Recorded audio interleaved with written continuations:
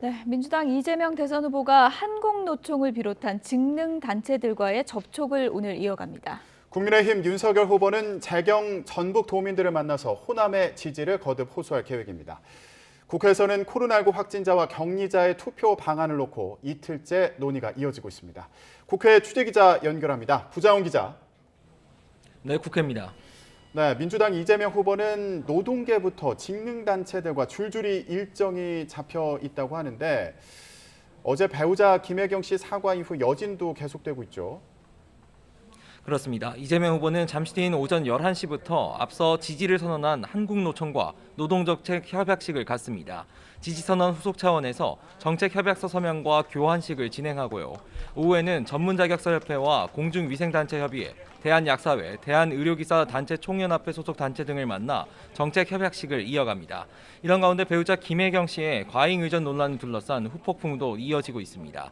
어제 김 씨가 사과문 발표 이후 일주일 만에 기자회견을 열고 모두 자신의 불찰이라며 공개 사과를 했었죠.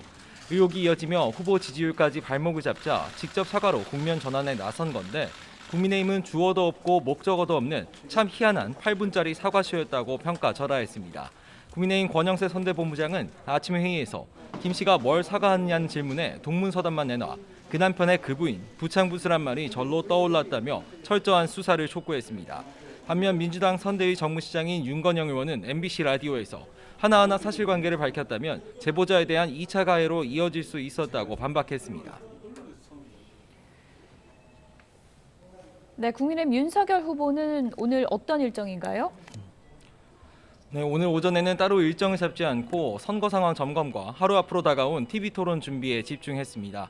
오후 3시에는 재경 전라북도 도민의 신년 인사회에 참석하는데요. 최근 서진 행보의 일환으로 전북 지역 공약 실현 의지와 국민통합의 진정성을 다짐할 예정입니다. 이어 오후 4시부터는 세무사 드림봉사단 발대식에도 참석합니다. 사실 오늘 윤 후보가 김종인 전 총괄선대위원장의 출간 기념 행사에 참석할지가 관심이었는데 일정이 겹치면서 결별 후 첫 만남은 미뤄지게 됐습니다. 이런 가운데 부인 김건희 씨의 도이치모터스 주가 조작 의혹에 대한 추가 의혹 제기도 이어지고 있습니다. 민주당 현안 대응 태스크포스는 도이치모터스 공시 내역 등을 분석해보니 김 씨가 당시 특수관계인을 제외하면 최대 주주였을 가능성이 있다며 구속 수사가 필요하다고 강조했습니다. 네, 오늘 다른 후보들은 어떤 일정을 진행하나요?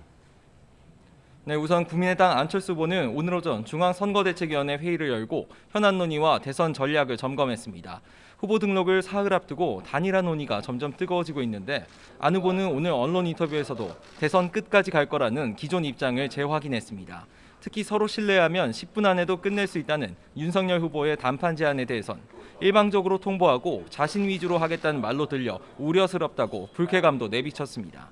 정의당 심상정 후보는 과학기술 정책토론회에 참석해 과학기술 공약을 발표했습니다.